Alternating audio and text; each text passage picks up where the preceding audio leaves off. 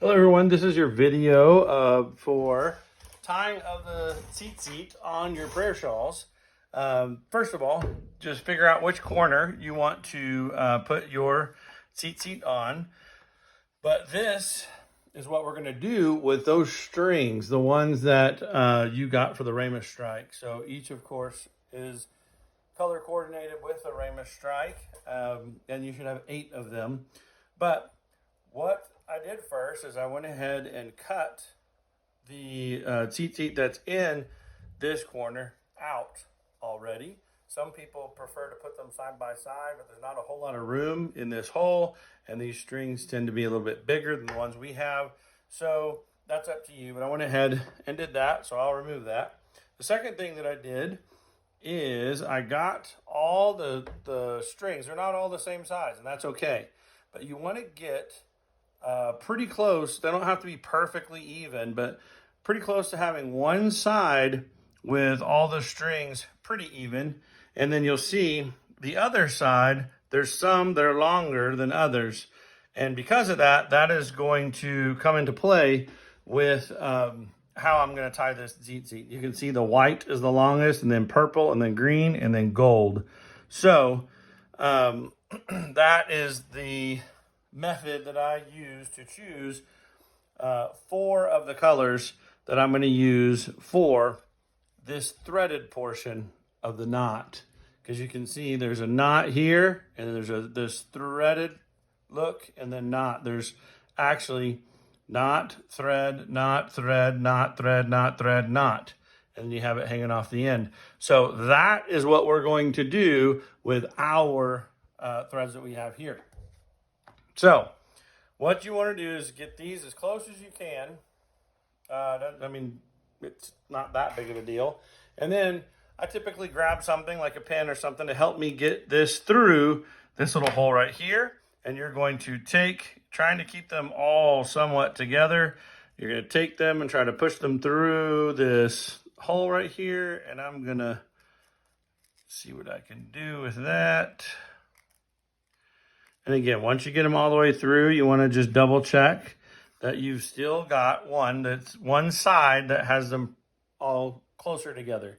And then we're going to pull this through. Now you've got the side with a long side, and then you've got the edge. We want to tie this on the side that has these other tassels on the edge, and you want it to kind of pull back to where you've got them you're not going to be able to get them even, but you've got them kind of around the same length of some of your shorter ones. So I'll pull that about right there. And then I'm going to take this side again that has the evened up sides, and I'm going to create a slip knot. And you'll do that by just wrapping it around your finger, and then you need enough at the end, by the way, to make this really effective. You're going to take this and put a loop through, and you don't want to pull those other threads out. So kind of hold that, pull this loop up enough to where you've created a slip knot. So this, I'm just going to be able to pull this out, and that'll come out. But I needed to do that while keeping this still about even. So it's still about even. It didn't pull through much at all. Now the first thing that you're going to do is, some people have called it a box knot. You're going to go ahead and take these. Now there's 2 different ways. You've got this side, which has the knot on it. This side, which does not. It does not have the knot. And you're going to leave one of them straight and take the other one and just simply go over, under, just like you're tying a shoe, except you're going to leave one. This one's going to be straight, and see how this one's pulling up. And you want to get that all the way up to this edge. And then it's important, it's just a tradition, but you just don't want this to slip off to the edge or the side. You want it to stay on this edge with the other tassels. So you'll give it a little bit of kind of shorten it in here to where you're going to get some wrinkles. Now, that was with this side being straight. Now I'm going to switch that, and I'm going to do one more knot, but now I'm making the other one more straight. So the one that I had with the knot, I'm taking up and under and through. And so that I'm going to keep this one straight as I pull this up. And now you want to kind of put pressure on this side as well as on the end to finish out that box knot. So now you've got 2 knots right there, and then you still have a side with the knot, a side without it. What's going to come into play here is you need to choose those 4 colors that I was talking about. The ones that I chose was white, which is calling, purple, which is armor, green, which is brotherly love, and gold, which is freedom. And on my personal prayer saw, I chose red, which is salvation, and I put it the closest threading.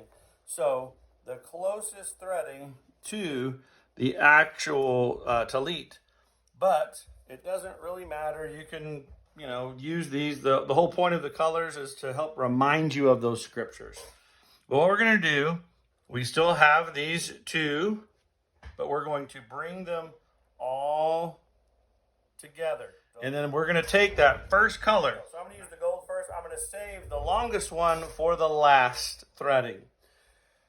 And you're going to see why in a second. We're going to thread this. Basically, we're just wrapping it around to give it kind of this nice, it looks almost like kite string just put perfectly together.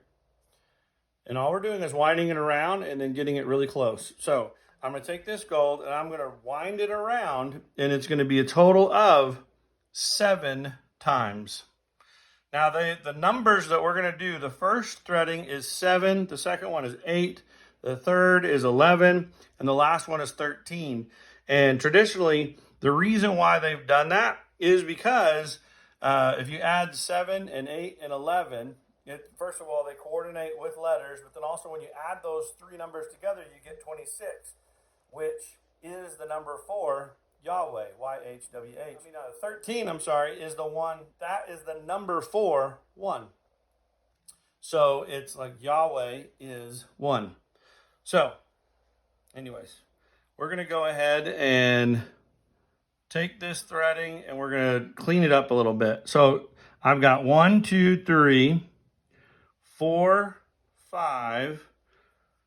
I'm going to wrap it around a couple more times and show you how to get that 6, 7. We want to get it a little bit tighter down here. So I'm going to kind of push it down just gently.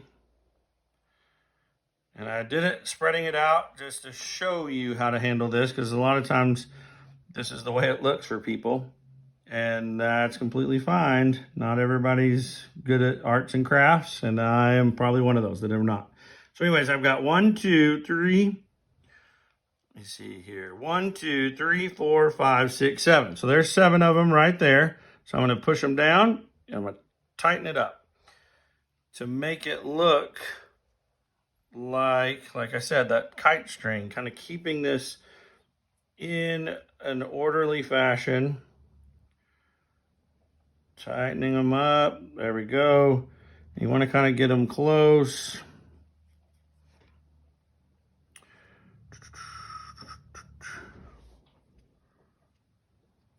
There we go.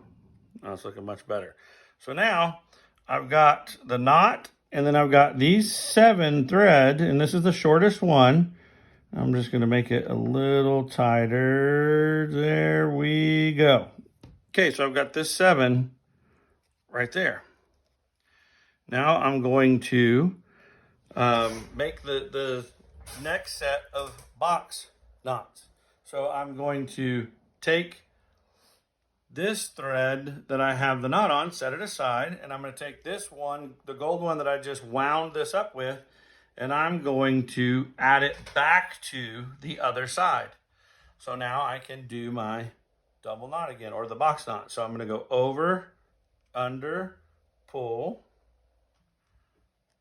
You want to leave a little bit of gap right up to that threading. And I'm going to do the same thing the other one, over, under, pull. So you can see I made that box knot. There you go. Now, that was the gold. Now I'm going to do this Secondly, I'm going to do it with the green because the green was the third longest. Now, of course, the brown is purpose, the blue is equipping, the red is salvation, and silver is forgiveness. And if you had one scripture that really hit you at the event, maybe you'd want to choose that one to be one of these threadings, or again, just like I chose for this one, just choosing the longest strings. So now I'm going to put these back together. I took the green out.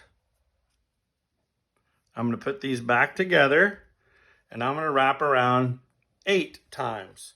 So the first one was 7. Now I'm doing 8, but now I'm going to show you a little different technique. Rather than just winding them around loosely like I did before and tighten them at the end, now I'm going to show you how to kind of do that as you're going.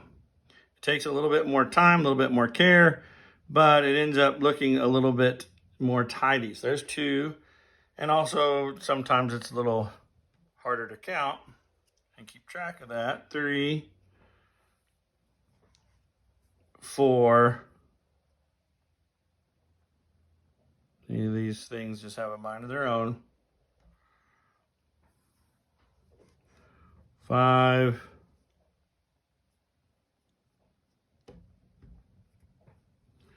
6,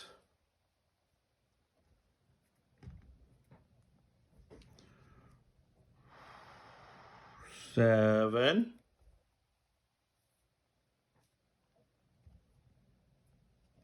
Gonna spread out a little bit there so they look side by side, and then 8.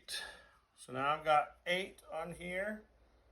And again, once I finish the 8th one over and under, I will bring that slip knot group, separate it out, put this green back with the other ones, and I'm going to again do the box knot. Now I want to loosen this up just a little bit. There we go. So now we'll do the box knot. I'm going to go over and under.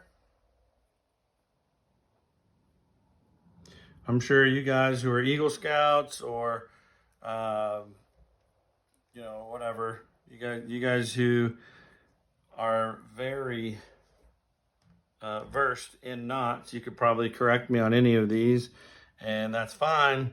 I'm no way some kind of a knot master. Just kind of wanting to help you to understand. As long as you get it, that's good.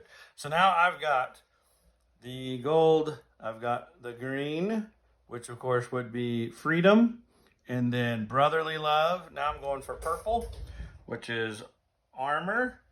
Now I'm actually making this one for someone, and it's kind of amazing that the longest threads that I had were the gold, the green, and the purple. I mean, I don't know which ones he would have chosen, but it just happened to be the longest ones. And I do know especially the gold and the green, those are 2 things that are very close to this guy's heart. So in freedom and brotherly love. So there I've got 2. This time I'm doing 11. There's my 11. Take the slip knot back out. Put that purple back in with the other side. I'm going to go over and under. Doesn't matter which one of these you do first. I usually like to start with the slip knot, just because it's easier with that threaded one. And then I'll go over and under. So, make that a little bit tight. 1, 2, 3. We got one more to go, and this one's going to be white, calling. So I'm going to bring them all back together, and I'm going to separate out that white thread. So put them back together, and then just get your 13. Now we're going to again take the slip knot over, and I'm going to go over, under. There's 1, and then I take the other one over, under. There's 2. That's it. So you've got 7, 8, 11, 13, and this is freedom, brotherly love, armor, and calling. And then I've got, of course, this side of the tassel, which they're still at different lengths, but it kind of shortened up some of the longer ones.